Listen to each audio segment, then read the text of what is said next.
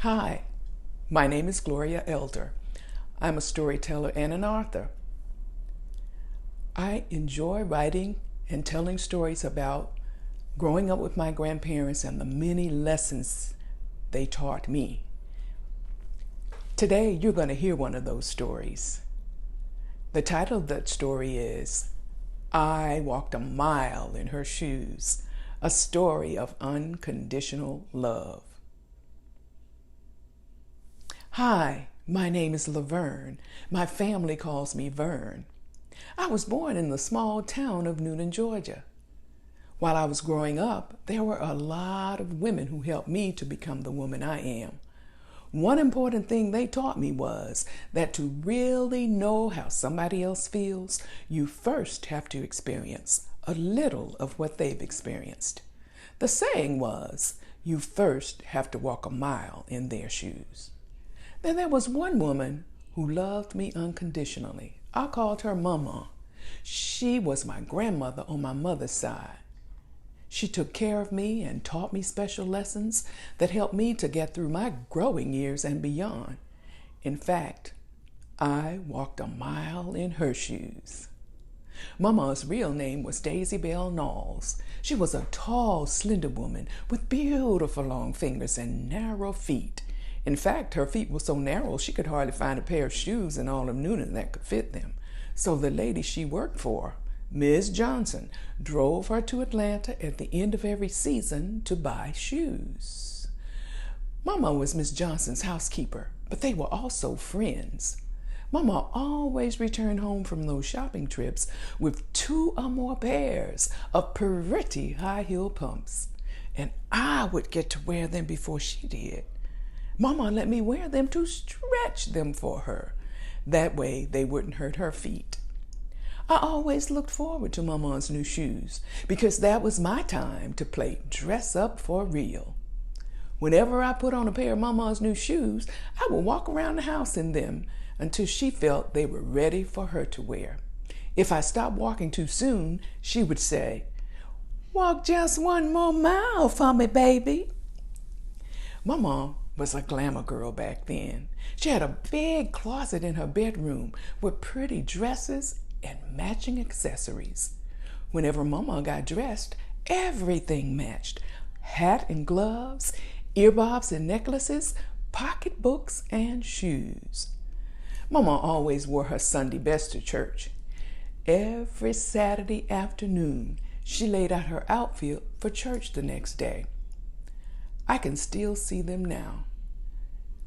First, she chose her undergarments and laid them on her red velvet antique chair in the front room. First, she chose her slip with 6 or more inches of lace on the tail of it. Then, she laid out her silk nylon stockings. And last, she laid out a white girdle. Mama would next go to her closet and take out her dress and hung it on the outside of the closet door. Then I would climb up in a chair and take down her hat boxes from high on a closet shelf. Mama always chose the perfect hat to match their dress.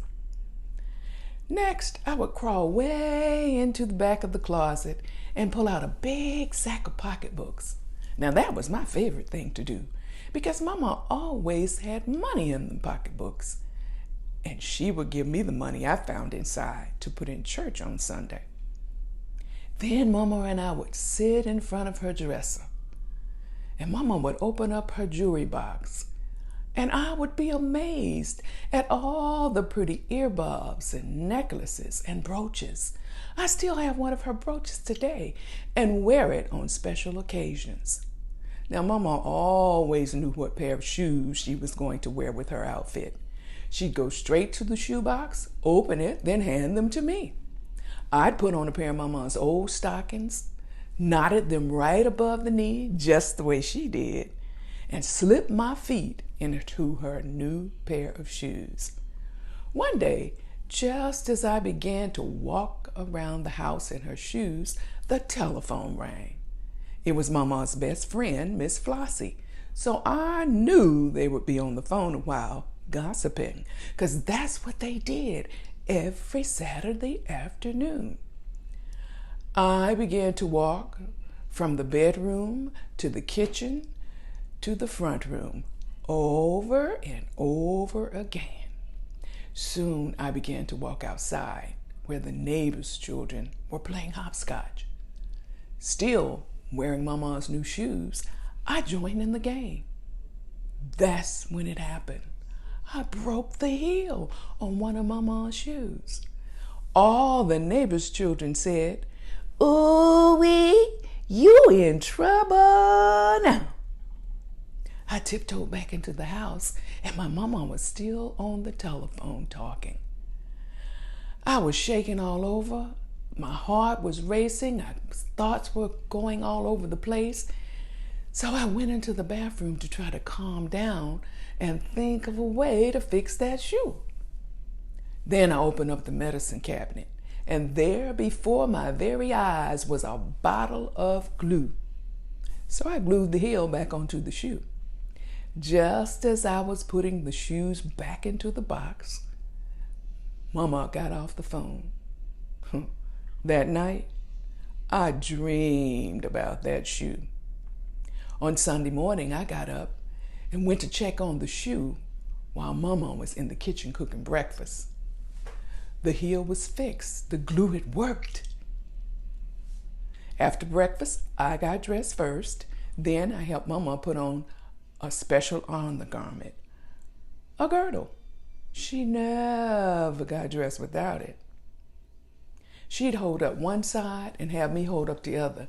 And she would say, "Pull, baby, pull, pull, baby, pull." And she'd shake and shimmy until we got it on. Mama always put her shoes on last. This morning when she did, I got a little nervous and could feel my heart start to beat faster. The walk to church was a little unsteady.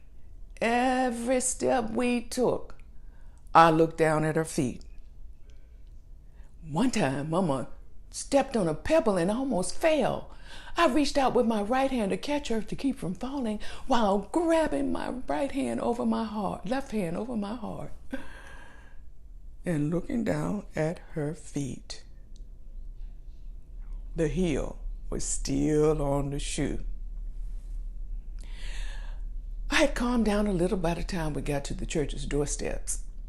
But just as we started to walk up the steps, the heel came off. My heart skipped a beat or two, but Mama was all cool and calm, acting as if everything was all right.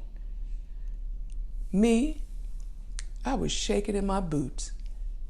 By the time we got to our seats, the doors were closed and they were ready for the call to worship. Mama reached over and whispered to me it was just too late for her to try to go back home and get some more shoes. Plus, she had to read the announcements this morning. At the proper time, Mama got up, tiptoed down to the front of the church on that broken heel, and read the announcements.